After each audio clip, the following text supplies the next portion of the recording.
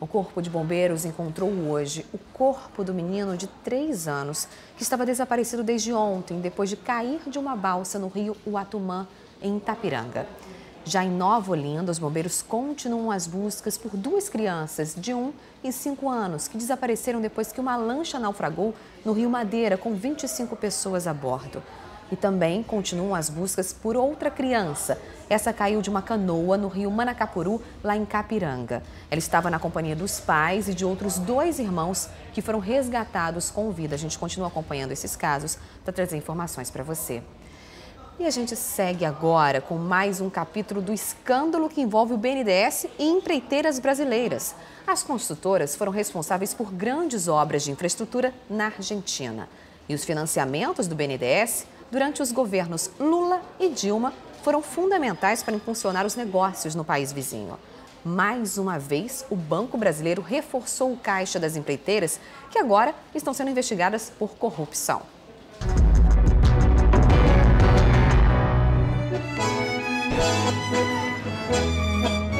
É a terra do tango, da carne, destino preferido dos turistas e, nos últimos anos, também das construtoras brasileiras. Na Argentina, ergueram grandes obras, ajudaram a melhorar a infraestrutura do nosso vizinho. Só que agora, não é pela eficiência da engenharia que elas estão no centro das atenções, mas pelas suspeitas de corrupção. 278 millones de dólares era o valor das obras que... As suspeitas ganharam as manchetes na imprensa argentina a partir do momento em que a Odebrecht admitiu ter pago propina para conseguir obras públicas no país. O que havia pagado na Argentina, 35 milhões de dólares. As construtoras brasileiras têm um longo histórico de relações com a Argentina. Tocam projetos aqui desde os anos 80. A partir de 2003, com as afinidades políticas entre o então presidente Lula e o casal Kirchner aqui na Casa Rosada, os canteiros de obra se abriram ainda mais para as empreiteiras brasileiras. E desta vez, com financiamento de dinheiro público do BNDES. O Banco Brasileiro de Desenvolvimento tem contratos de empréstimo para 9 projetos de engenharia no país, que somam mais de 2 bilhões de dólares, ou perto de 6 bilhões e meio de reais. Desses contratos, 6 são para obras da Odebrecht. Túnel, estação de abastecimento de água, gasoduto de 450 quilômetros de extensão. Projetos grandiosos e caros, financiados com dinheiro público brasileiro e justamente com a construtora, que está no centro das denúncias. Maria Graciela Ocanha é parlamentar e acredita que o ex-presidente Lula e o casal Kirchner firmaram uma parceria que parecia vantajosa para os 2 países. Havia muitos interesses em comum de desenvolvimento, de participar do desenvolvimento da infraestrutura argentina, que fundamentalmente necessitava, sobretudo durante o governo de Cristina Kirchner, de financiamento. E o Brasil dava às obras o financiamento para as empresas brasileiras.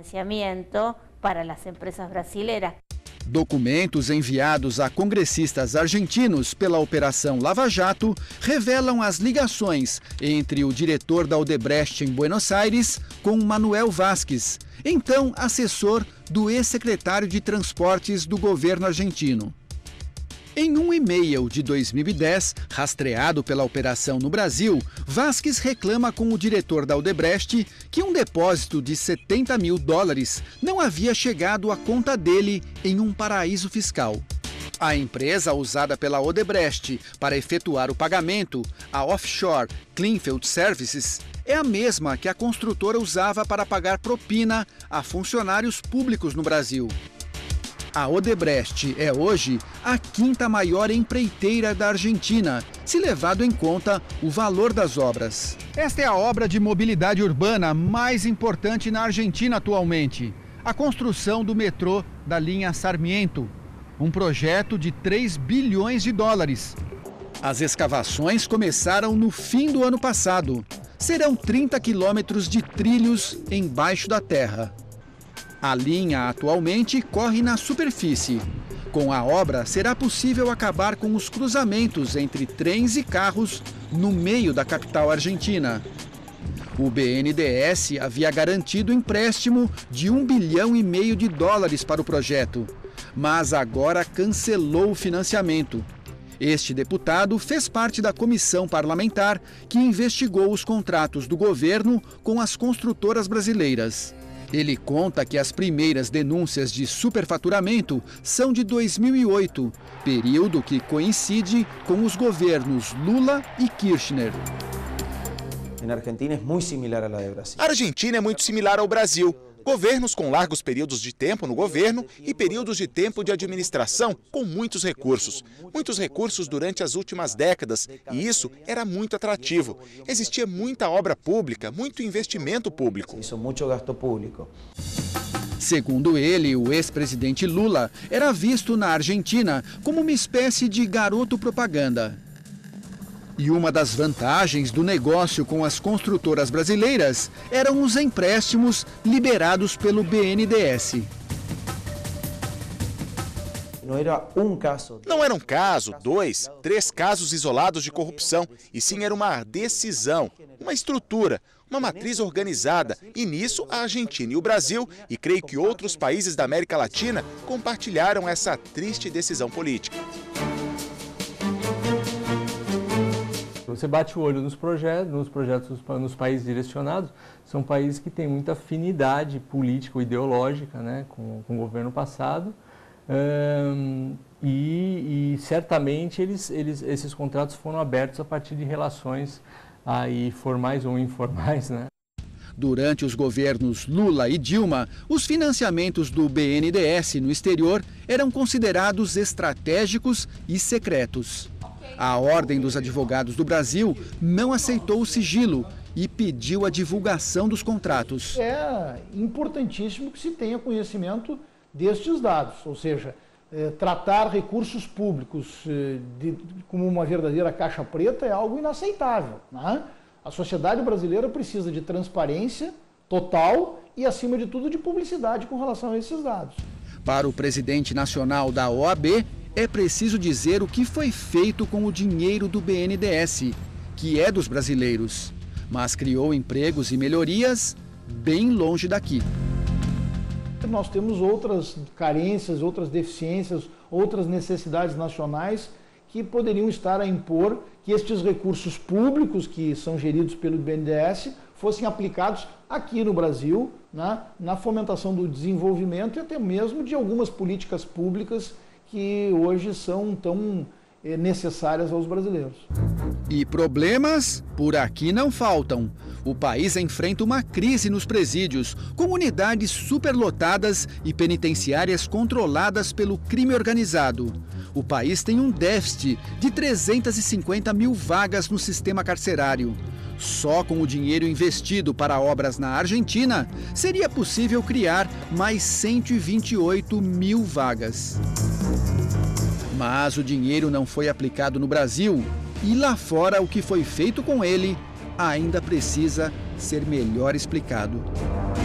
A gente ainda está esperando para ver comprovação de benefícios, né? Eu, na minha posição, por exemplo, tudo bem, eu dou o benefício da dúvida, me mostra efetivamente o que a gente ganhou com isso. Até hoje eu não vi nenhum estudo absolutamente conclusivo. Na minha opinião, os custos disso superam em muito qualquer possível benefício que você poderia ter tido.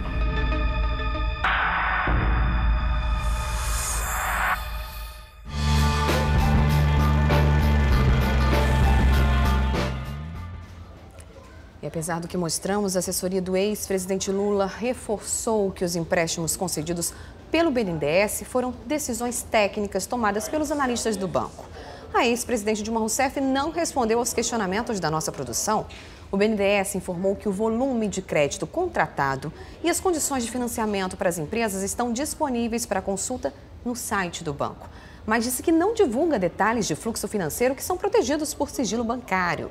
O banco informou ainda que os empréstimos internacionais representam uma parcela muito pequena no total anual de desembolsos do BNDES, que é o maior financiador de projetos de infraestrutura no Brasil. A empreiteira Odebrecht disse que assumiu o compromisso de colaborar com as autoridades e que está implantando normas baseadas na ética, transparência e integridade.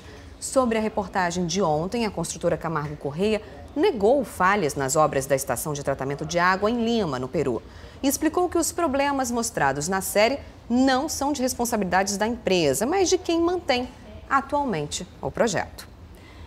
E agora vamos de novo ver mais imagens do trânsito pelas câmeras do CIOPS. Vamos dar uma olhadinha. A gente está vendo nesse momento imagens da Avenida Torquato Tapajós, no cruzamento, aliás, com a Alameda Santos Dumont. O lado esquerdo é de quem segue para o centro da cidade. Do lado direito, o pessoal está indo ali para o aeroporto, em direção ao aeroporto Eduardo Gomes e também à Cidade Nova. A gente vê que o fluxo é intenso nos dois sentidos da Torquato Tapajós. Agora à noite, então, Torquato Tapajós bem movimentada, mas por enquanto o trânsito está fluindo.